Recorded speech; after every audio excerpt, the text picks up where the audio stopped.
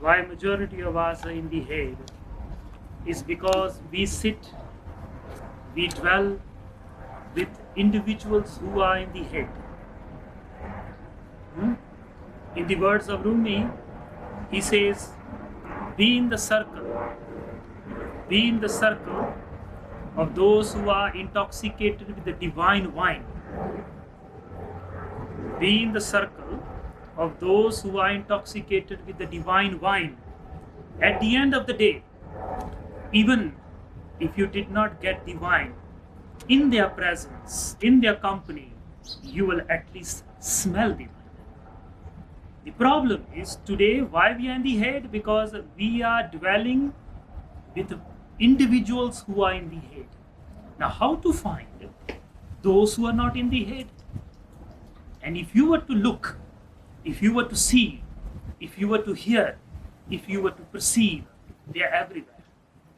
Trees, mountains, oceans, rivers.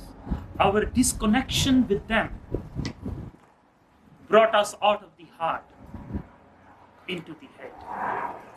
We are only dwelling with other individuals who are in the head.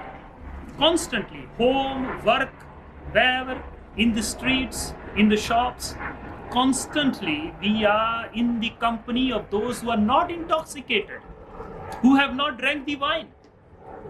So go to the nature.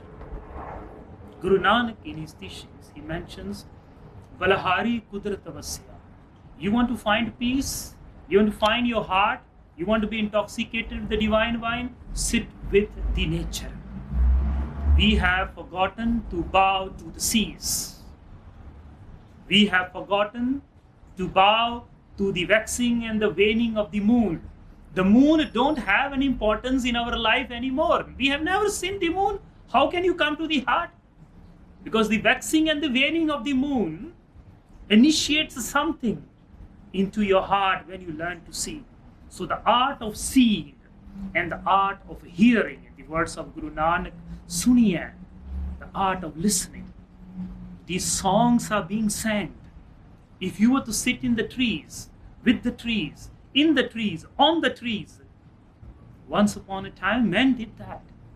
And when the leaves touch each other, there's a song. And those frequencies take you out of the head.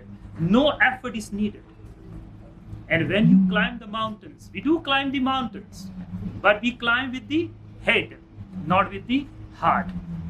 So climbing mountains, diving into the oceans with devotion, not just surfing, with devotion, because you are entering that vast field of consciousness from where you and me once upon a time took birth.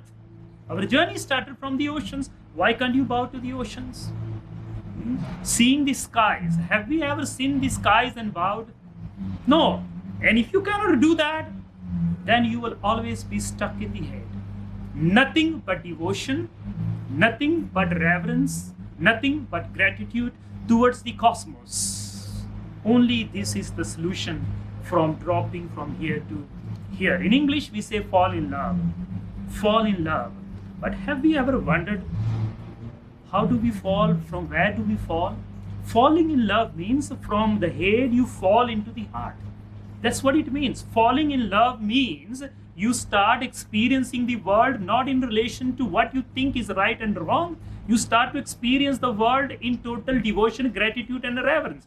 Falling in love actually means to fall into your heart. So be with those who are intoxicated with the divine wine. And my friend, I guarantee you that these are the words of those who have known. They say, even if you don't get the wine, you will at least smell the wine in their presence. So please go and climb a tree. That will automatically bring you down to the heart. So